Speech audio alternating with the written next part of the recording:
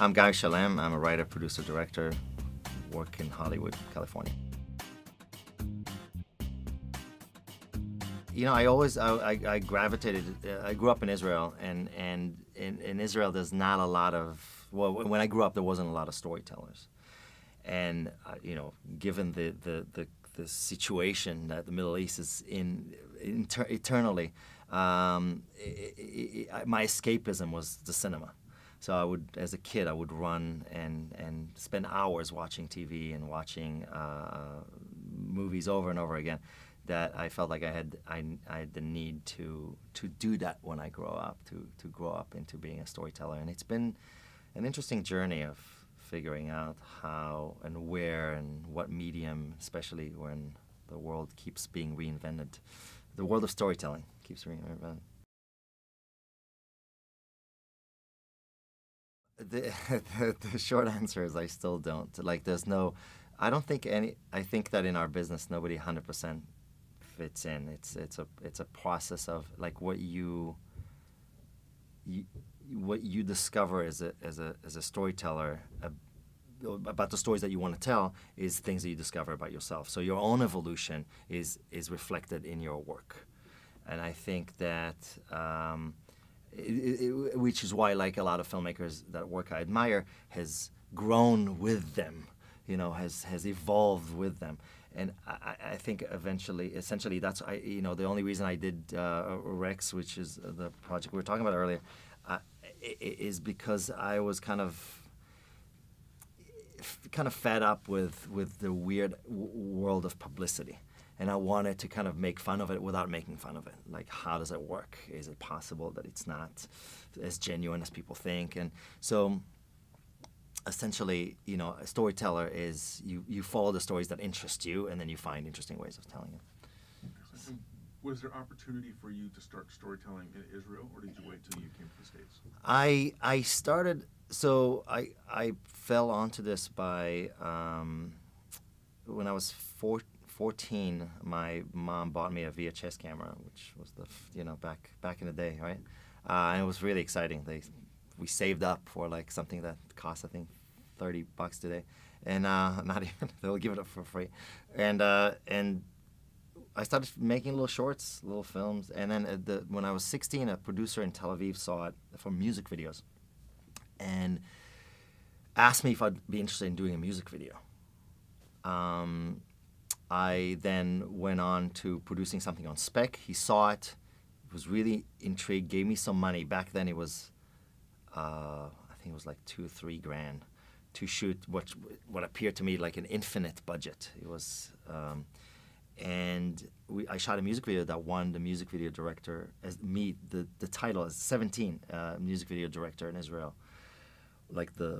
Which I did not expect. I didn't even submit that video. I didn't think it's worthy of. So all of a sudden I saw success, and I was going, oh my God, I might be good at this. So I started trying to find a job as a commercial director, and doing other music videos. And then I realized I'm exhausting my options in Israel. There was not a very big industry at the time, and I moved here when I was 18. Started editing. Editing taught me that I knew nothing about storytelling, it's back to the drawing board, and spent 6 years editing a lot of commercials, a lot of documentaries, short films, and gave up directing. Didn't think I have it in me, and then when I was 25, the guy who my employee.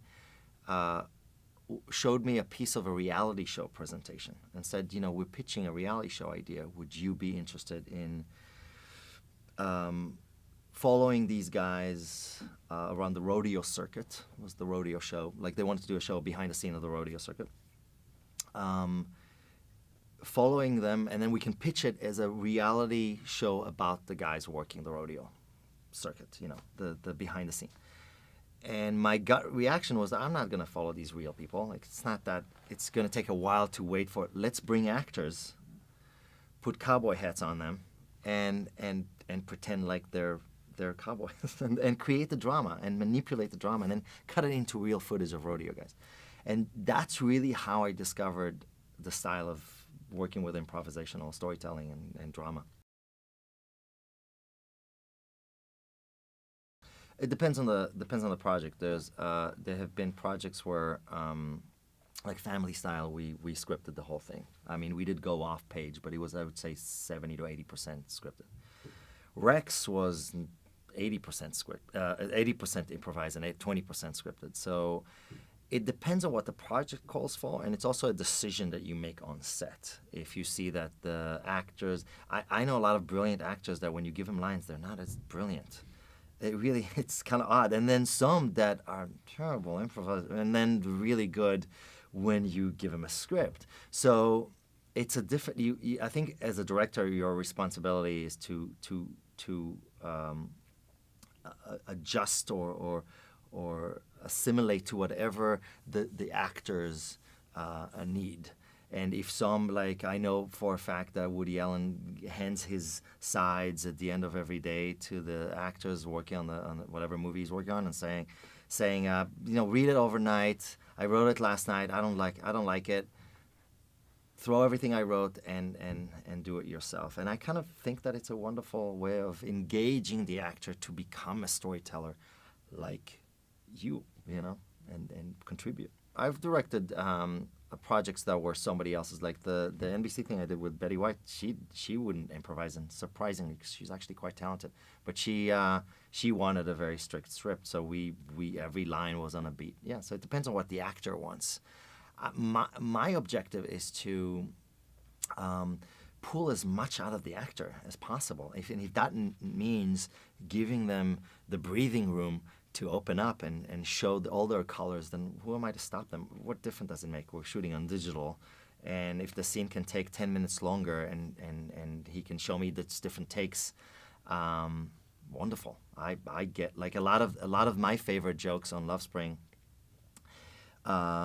came through completely spontaneous decisions made by the actors that nobody even thought about. Well, to be honest, the industry kind of intimidated me when I was in my 20s. I had a lot of friends who were incredibly successful, and I didn't think I have what it takes to understand the politics of it all. So I did everything in my power to prolong the process of actually becoming a working director. I wanted to stay an editor for a while. I did some shorts. They had to pull me kicking and screaming, and it happened when another spec that I did for a reality show, and again I coached the actor, got sold, and they offered me a deal at Fox. It was a really nice deal, and I took it and started developing projects, and you have this guy who basically agrees to write you blank checks, saying you can produce anything you want, think outside the box, all the edgiest things you want to do. We'll give you the money to do it, and we'll put it on the air. So you get all these promises. I say, yes, we're going to get on the air. And of course, what happens in the process of working in the studio is that you take initiative, you create a lot of original stuff. Then the guys, your employees, get excited. They show it to their bosses. They're immensely excited. They think it's genius. They show it to the head of the network, and they're like, this is way too unique, too ahead of its time. It's a little ahead of its time. The audience is not ready for it. And especially during a time where reality shows haven't broken out. And I must have done, I swear to God, close to like 50 pilot presentations like Rex, or that didn't see the light of day. The ones on my website are like selected few. But I had projects set up at NBC and ABC, and it was always the guy who's like, he's doing something really original, but we don't quite know how to market it. So the interesting thing is, like, I did shows like Modern Family, literally 10 years before Modern Family. It's just that I wasn't a big showrunner. I wasn't a known showrunner. I didn't quite see myself as a writer at the time, because I wasn't writing dialogue. I would work off of a beat sheet. And I gave him the result, but the process, the production model was very confusing. So on one hand, you're facing this entity that wants it to be cookie-cutting process that they're familiar with. On the other, they love the work. They're intrigued, but they don't know how to replicate it because it kind of happens in my head. And they want to duplicate it. They don't know how. And then what happens is this whole system of turning something into what it's not originally. So they would take ideas, bring in all these other showrunners or writers or producers who would then try to mold it into something it's not. We used to have a joke I worked for a division called Fox Lab. It was a think tank. It was a laboratory of ideas. And I was their first hire. And the joke passed around the lab was, you know what a camel is? It's a horse designed by executives. But that's what, and then they would pull all these camels on the air that didn't last a season. And then, and you wanted to do, but they wanted horses. They loved the horses. They wanted horses on the air. Horses will get them the money and the success. But then they would end up all these camels and like, well, what happened? And so that was the process anyway. So that's a lot of what we suffered from as children. But now we're bitter and jaded. I was in complete panic.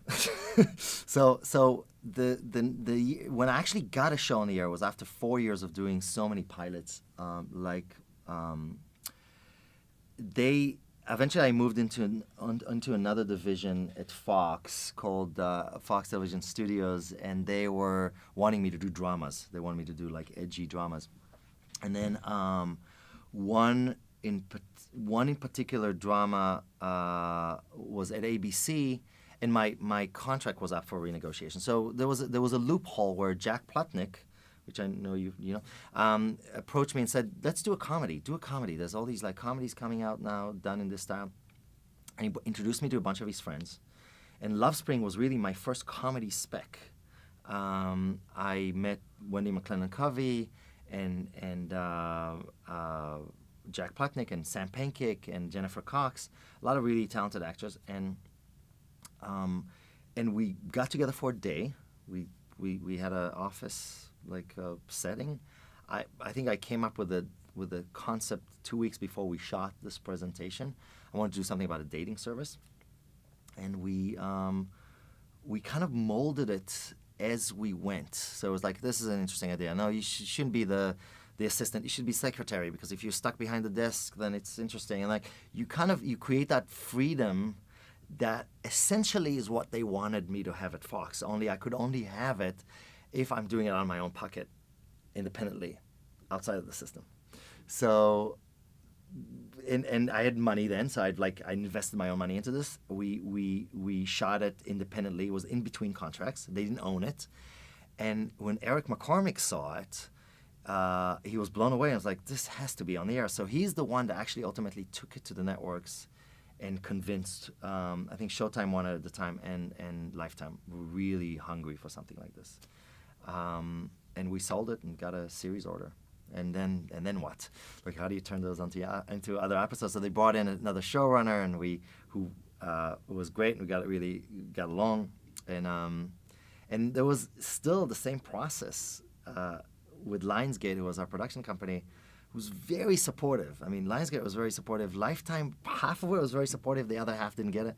They were trying to figure out how to control the process, when in reality the process had to be organic, had to be done the way we did the presentation tape, which is like, if there's an issue, you figure it out, you reinvent it on the fly. You don't have to, everything has to be pre-planned, pre-thought. And I have so many examples from Love Spring I can share, but it's up to you.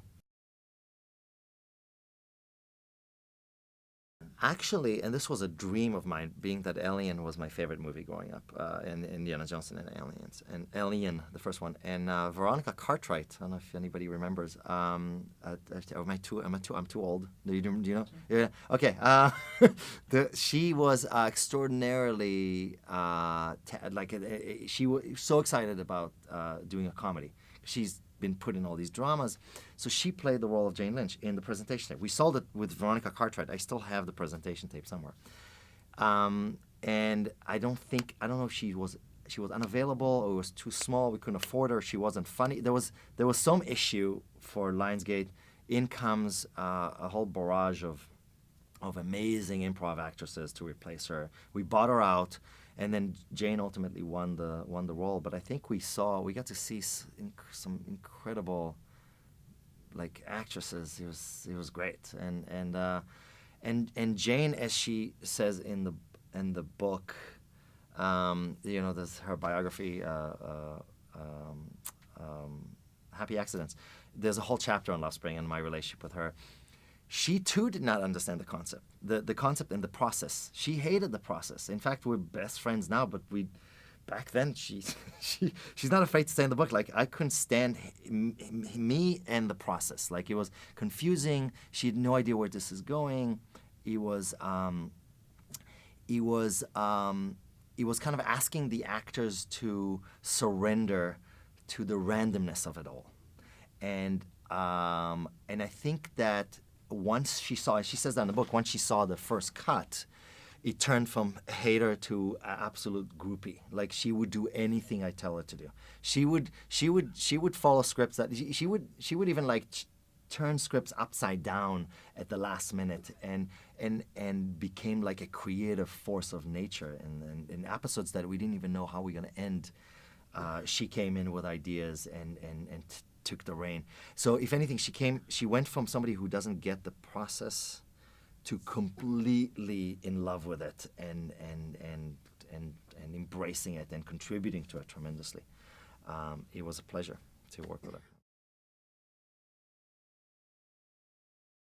Well, first of all, I took a lot of responsibilities because it was a huge door opener for me, and to be honest, I didn't take advantage of it. I was thrown. I signed with a really big agent. I was like represented by probably one of the biggest TV agents in town, and he was throwing me in front of a lot of producers, and big networks executives who I just didn't know how to sell to. Like, it was almost coming off beat down by a process where you have to fight for every joke and fight for every scene, and then you're asked to describe it again in the room to executives who weren't there, like who didn't show up on set, who didn't, and I didn't do good at that. I didn't perform. I don't think I performed well, and I didn't capitalize on the opportunities I had to take it to the next level, to do a show just like it. So I think I intentionally wanted to work outside the system a little bit. I left my deal with Fox. I started, and I think Rex was the result. I traveled the world a little bit, and then Rex was the result of me saying, you know what, let's get back on the horse and do something independently the way I like to work. And I was surprised because of the credits that I've accumulated over the years and some of the actors I got to work with. So many incredible actors rolled up their sleeves and said yes to doing this thing for essentially no money. Let's talk about Rex.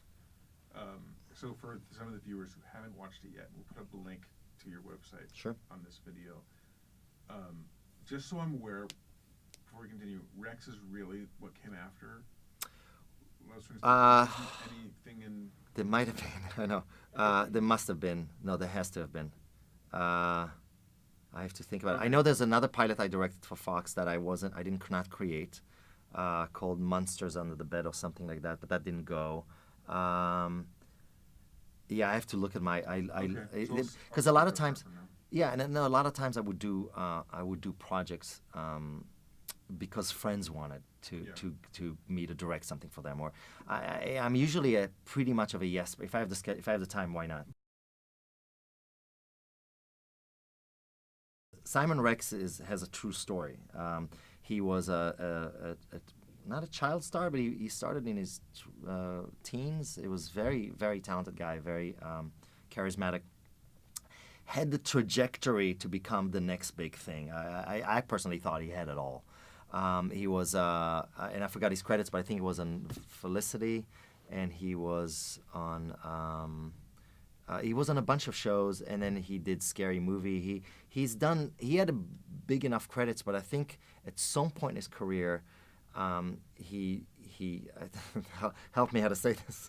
There was a pornographic tape that he was involved with, and quite innocent actually. There was no, and it tainted how Hollywood views him, and I think he lost his deal with Disney, and he was gone. Not gone. He did bit roles, but like the fast escalation his career was going took a detour. And when I met him, he was working on short little videos as a character called Dirt Nasty. So Dirt Nasty is a spoof, and he has a huge following. He's got millions of people following him. He teamed up with a bunch of rappers, and they kind of make fun of rap, but not really. I mean, the songs are catchy. The songs work, so you enjoy listening to them. There's one song, I think, called My Dick. Are you going to bleep? Okay. That has like tens of millions of views. So he wanted to do something about this character who once was like a known actor who's now doing this Dirt Nasty character, and the behind the scene of a white rapper. Something he felt like there's something there. And I said, look, as a gay man, I did not know about your Dirt Nasty character. I remember sitting it in front of him at Kings Road Cafe, and I opened up and I wanted to see if we actually can jive as people. And I said, I don't know about the Dirt Nasty, but if you want to make fun of something, I have to make fun of something that I know. I have, in fact, seen your video. So I feel like we get to know each other intimately. And and I said, would you be willing to make fun of that? No. My parents, my representation have all been trying to bury this story for 15 years. Like, what do you mean bury it? Like, 15 years, every gay friend, everyone I know, have seen this. Like, it's an iconic kind of tape. Let's make fun of it. But let's make fun of it in a way that spins it on its head. Let's suggest that maybe the tape was actually a helpful device to get you a job, not something that destroyed your career. So let's confuse people as to what is the reason that your career went awry. Awry or array? Awry. Huh? And he agreed, and I was shocked when he said that. And I said, let's make a show about how publicity is ever changing, and how I brought up at the lunch the example that Paris Hilton became famous because of a very suspicious tape that leaked to the media. And I felt like, well, what if he didn't leak, but he was kind of an arranged, and I think at that point he was completely on board. And we started calling everyone we knew to see if they'll be willing to be in it. And we did this really cool pilot. That's actually my favorite pilot I've ever done. I think that ultimately, in our search as storytellers, we find that truth is the only thing that doesn't age. The only reason I think that I'm still a fan of a lot of Woody Allen movies that have held up for 30 or 40 years is because they're honest. They're truth. They're true. You can hate him or love him. I hate a lot of his movies. I know a lot of people hate a lot of his movies.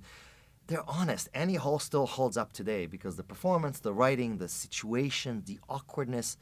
I bet you that Seinfeld will still hold up as one of the few TV shows that holds up for 20, for 30 to 40 years because he was honest. It was honest comedy. It was written by honest people. It was performed by honest people. So I think that ultimately what attracts actors is honesty.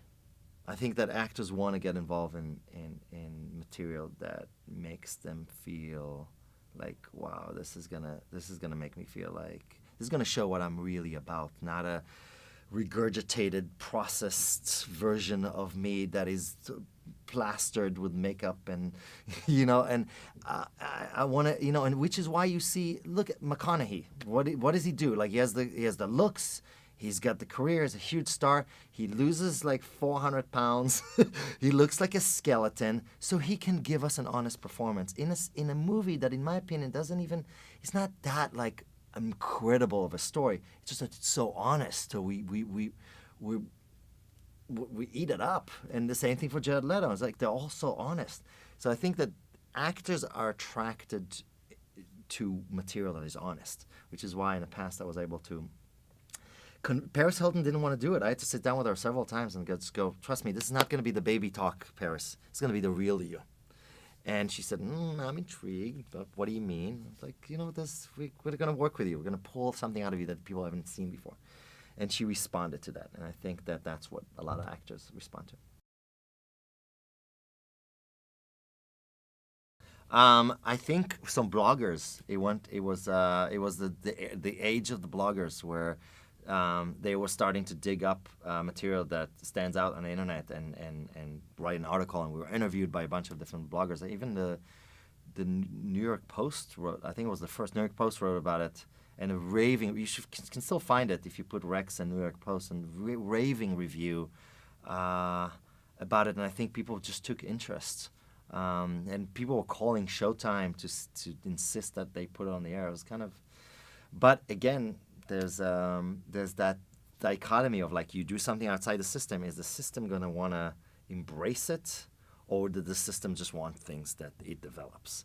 Like so, that was an interesting study of what happens when you go viral. Again, it's good and bad.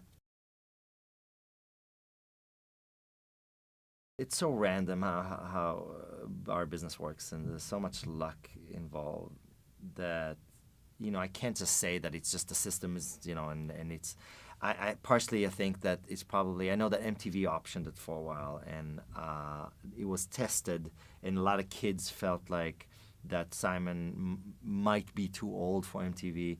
I know, but he was in his 30s, and like they like to watch kids in their 20s, and he still looks great, and he's sexy, and the storylines are great, but it's too, they might not want to follow a 34-year-old protagonist.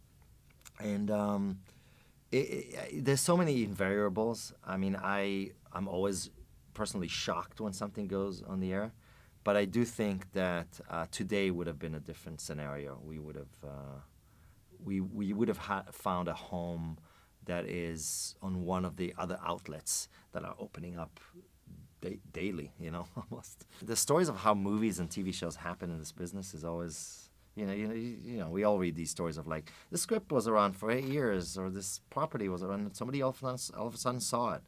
I'm developing a project with Oren Pally, who created the Paranormal Activity franchise, and he was not a filmmaker at the time, programmer that became a filmmaker, did this thing over 2 years. A bunch of people in studio saw it, then we're going, this is an interesting concept, let's reshoot it. He sat on it for 3 years. Nobody wanted to touch it because they were waiting for a big director to sign on board so they can reshoot Paranormal Activity, not knowing that it's meant to make billions of dollars worldwide. So they wanted to turn it into a camel. And ironically, he insisted of it being a horse. And it stayed a horse. And it became the biggest franchise I don't know, since the cheapest anyway. So I was rep when I got my deal, my Fox deal. It was 2 years before Love Spring, 2.5 years. I was rep by CAA. Did they help you get the Fox deal? No, I got it on my own. I got pretty much everything I've done was on my own. I mean, I believe that agents are really good at taking a project that is already finished and to the next level.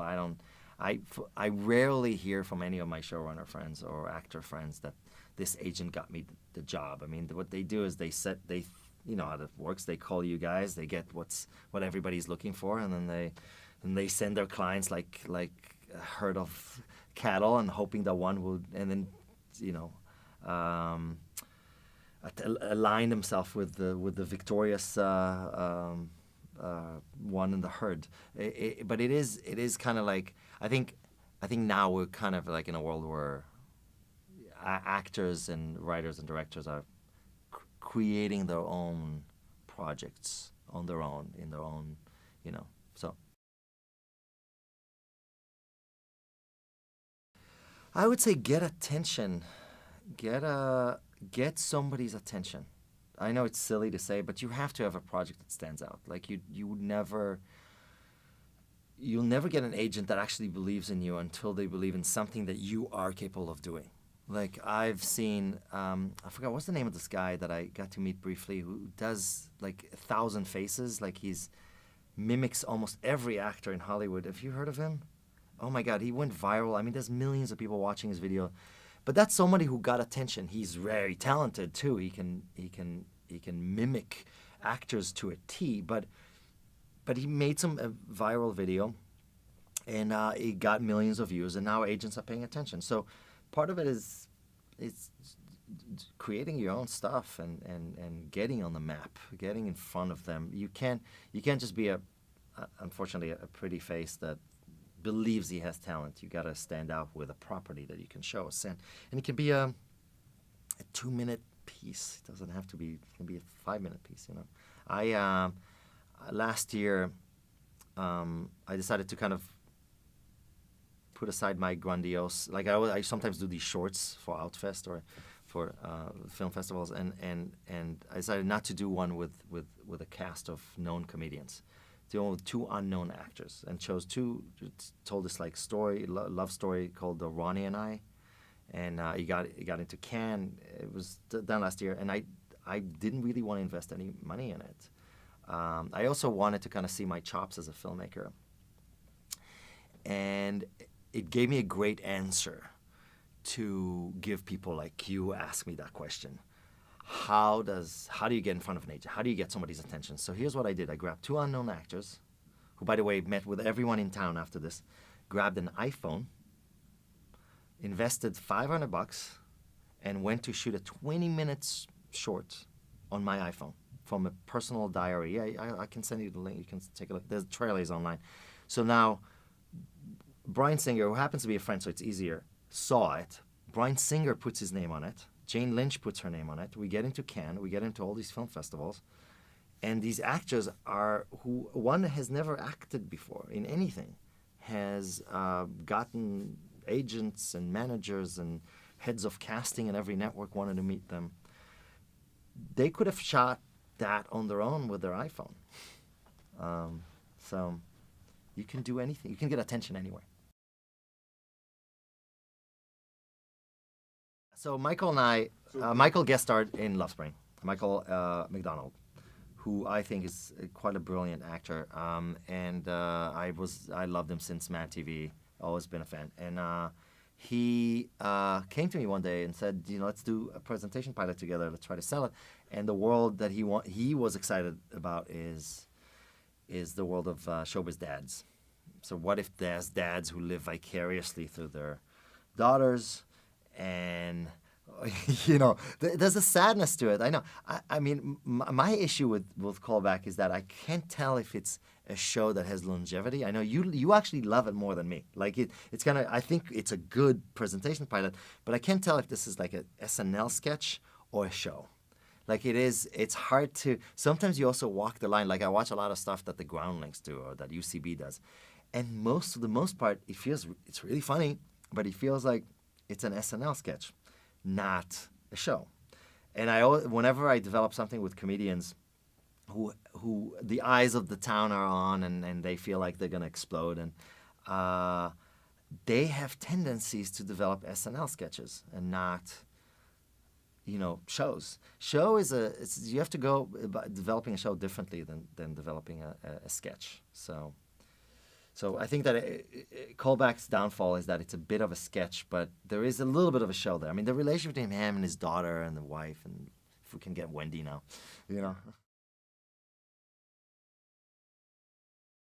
It's back to my original answer, is that everything that I think is successful in this town, in my opinion, and having watched it on the X-Men scale and on the Callback scale, is that it's relationships.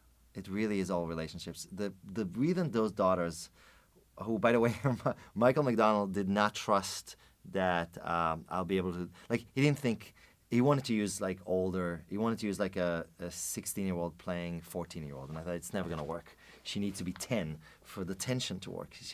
So I just hung out with her Like we got ice cream, and we talked, and I got to get into the mind of a 10-year-old, and we like spent some time with their parents, and I think the fact that Uncle Guy became Uncle Guy, not just that intimidating director, helped her give 100% performance. Like she's improvising some of this is improvised. I'm not kidding. Like it is amazing. And the older daughter, it's amazing. Like amazing. I barely had to direct her. Like she was playing herself. So I think I would say a lot of it is insisting on the right cast, and then making them comfortable, making them want to work with you, making them want to show their colors. Weirdly intuitive. It's kind of like finding my ideas of what I want to do next. It's all. I that's part of my personality that I can't 100% explain. I try to meet as many actors as I can all the time.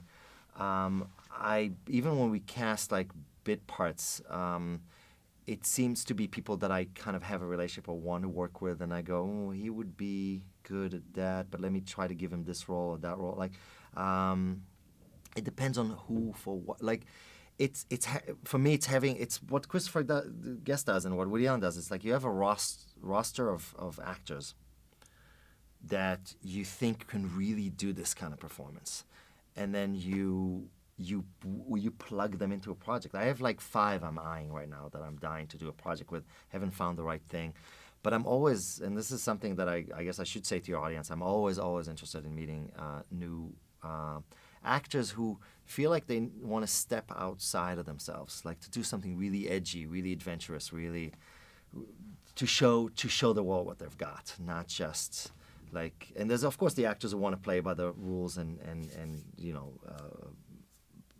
go to auditions, and that's wonderful too. But I'm always interested in like actors who are entrepreneurs, who kind of like, I have an idea, and this is like, and I love passion. I think I completely capitalize on people's passion. So that's my currency. So Michelle Clooney is an actress, has has seen a lot of success. I think from knowing her and a bunch of mutual friends, we all feel like she could be the next Larry David, female Larry David.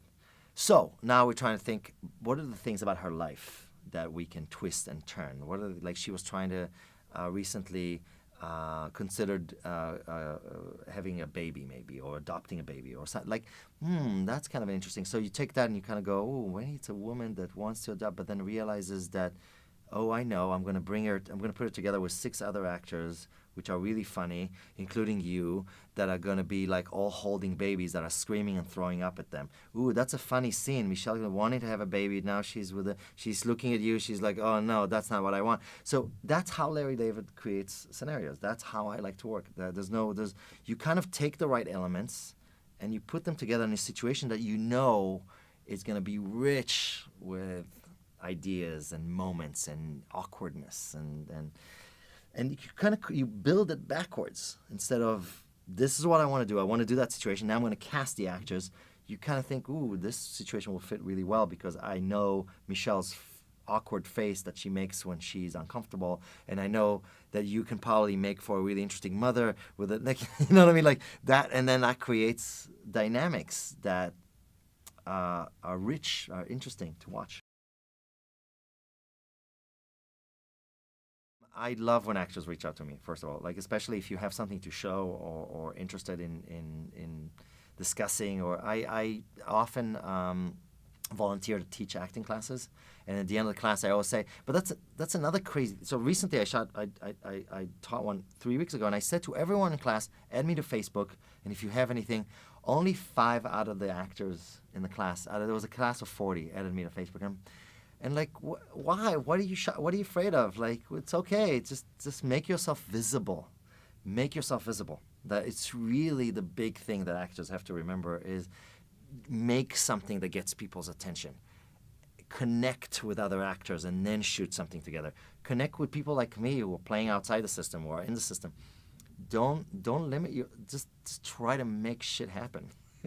It's really is the only way to get people's attention, I think.